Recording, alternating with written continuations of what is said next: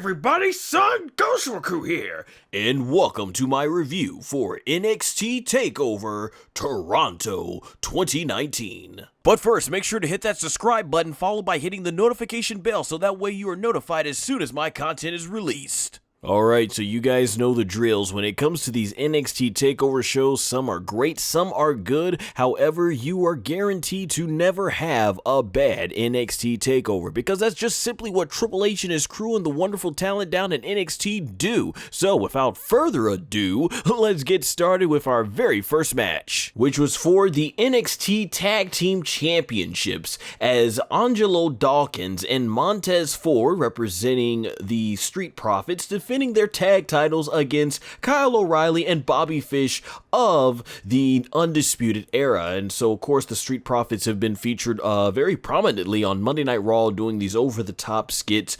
backstage, basically promoting what's ever going on in the show. However, let that not fool you, because when it comes down to the in-ring aspect, these guys are extraordinary in the ring, charismatic, and very athletic. So yeah, this match is pretty hard-hitting, and like I said, a lot of athletic stuff. For example, with like Dawkins, you know, big guy, moves really good in the ring, and then of course Montez Ford is just doing all this crazy athletic feats in there. There's even a point where he tries to break out the people's elbow, but ends up doing the rock bottom. But yeah, this match is hard-hitting, just great back and forth action, really good tag team opening, and in the end, Dawkins, I believe, picked up the victory with a frog splash. Tremendous frog splash, in fact, the way he just jumped, the way the hang time or air time, whatever you want to call it, he gets in there, it's just amazing. And yeah, overall they retained the titles, which shocked me, because I thought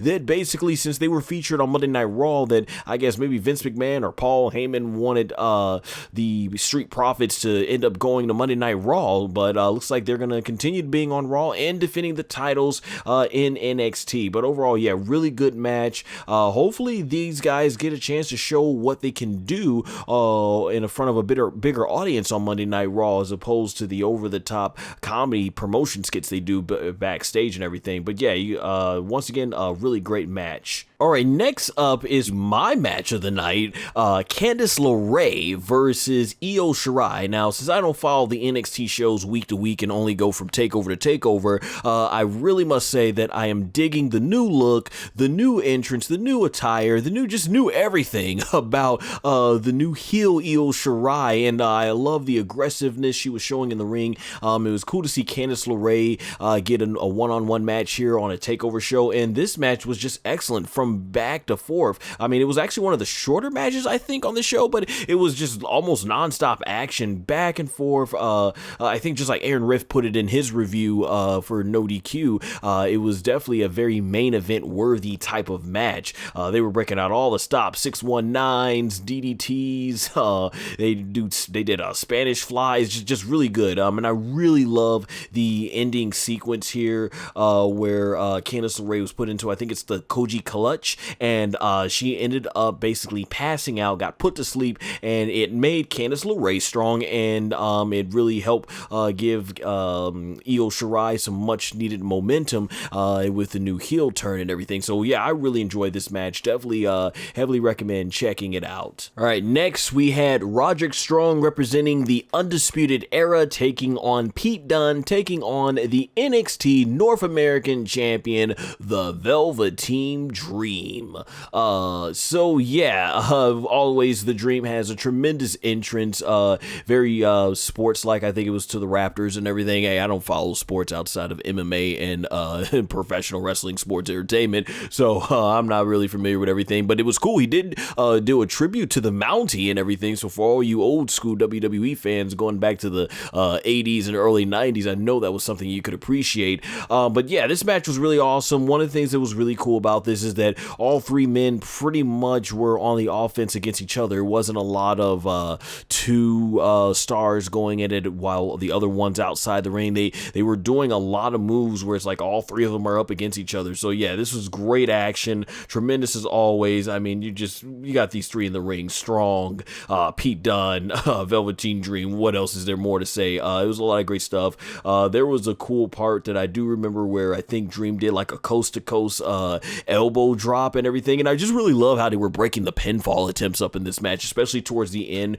when I think it looked like Strong was about to win, and out of nowhere, Dream came in and was able to find a way to get the pinfall to retain the North American Championship, which was to me a shock, because I thought going through this show they're not gonna have all the Undisputed Era members win and try to make it look too obvious for the ending of the main event. So I'm figuring maybe they're gonna have Pete Dunne win, but that's not where it went. But hey, it's cool to see Velveteen Dream is continuing on the winning streak of defending his title successfully, which is great that he's getting built up as a secondary championship as you build him up more towards that main event scene in NXT for the main championship. Next up was for the NXT Women's Championship, Shayna Baszler defending the title against Mia Yim.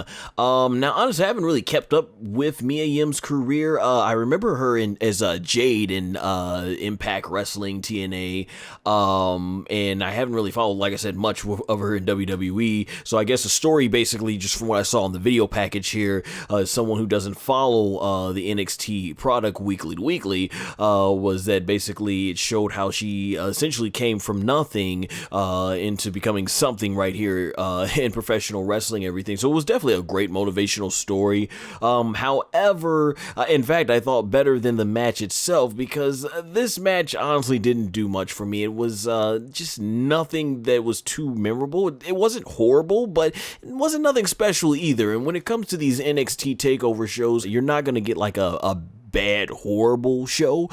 Some are good, some are great, and this one was just okay, and maybe even a little under just being okay. It's not horrible, but just a little bit under okay. I think the most interesting part was the last sequence of it, where Shayna was able to get was trying to get the coquina clutch on Mia, and she kept fighting out of it, and so she ends up putting her into like a triangle choke, and then that's where Mia ends up tapping out, and she gets the clean victory. One thing that was interesting about this match, though, was that even though I guess Mia was supposed to be the babyface, she was the one that kept cheating and doing all the underhanded tactics, and in the end it was Shayna who gets the clean victory. So that was a little weird and everything, but yeah, like I said, definitely I thought this was the weakest match on the show. Definitely I've seen better matches that I've seen Shayna in. Like I said, I haven't followed much of Mia's matches, so I'm pretty sure she's done much better as well in like the Mae Young Classic and everything. But yeah, this match just wasn't able to hit a home run for me, and you could tell by the crowd as well, wasn't able to hit a home run for them either, because they were dang near quiet. You could hear a pin drop during these matches and everything, and you definitely want some sort of reaction during these matches. So yeah, unfortunately, not one of the best NXT matches for sure. Now we get to the main event for the NXT Championship. Adam Cole, baby, defending the NXT title against Johnny Gargano in a 3 Stages of Hell match. Now, those of you who grew up in the Attitude Era, you might remember the 3 Stages of Hell match. May have been the very first one, I don't know for sure, but it was at No Way Out 2001, Stone Cold Steve Austin versus Triple H, and very similar, it was the same structure. First fall, singles match, second fall, street fight, and the third match, if need be, a steel cage match, which apparently was made pretty obvious once you were there in the arena. So let's go ahead and talk about this match. Going into this, I'm like, what can both guys possibly do in this match, basically, to top what we saw in the previous 2 ones? And it was, once again, more great back and forth action. It was pretty spot, and quite the spot fest, I should say, definitely. And there were some parts that it kind of, for me at least, got borderline ridiculous. Like, okay, how much more can these guys kick out of? But that's what you come to expect of these matches. The first fall itself was kind of a slow slower pace. It was a lot of great technical wrestling as you expect from these guys. Went on for a pretty lengthy time.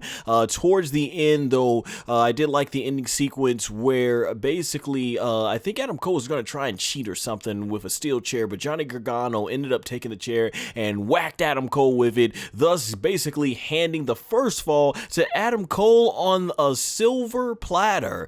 And yes, you would think this is a dumb move, but this is the old idea where, okay, is it dumb or is there a greater plan here? And they just started doing the street fight, and they brawled out into the crowd, went on the announce tables and everything. The second fall is definitely a lot shorter, and in the second fall, Johnny Gargano ended up getting the best of Adam Cole, making him tap out to, I think, the Gargano, what was it, the Gargano no escape? I forget what his submission's called, but yeah, he taps out Adam Cole, and then the third fall goes to the steel cage match, and this was just a shocking surprise to me that I didn't know they were going to have all these weapons in the steel cage. So it was a nice little twist there. And then what I did like a lot about this match is it just felt like the tension built up slowly into this climactic. Like, these guys have gone through everything and they were worn out and hurt towards the end. They were breaking out everything from tables and chairs, and there was even barbed wire wrapped around the top.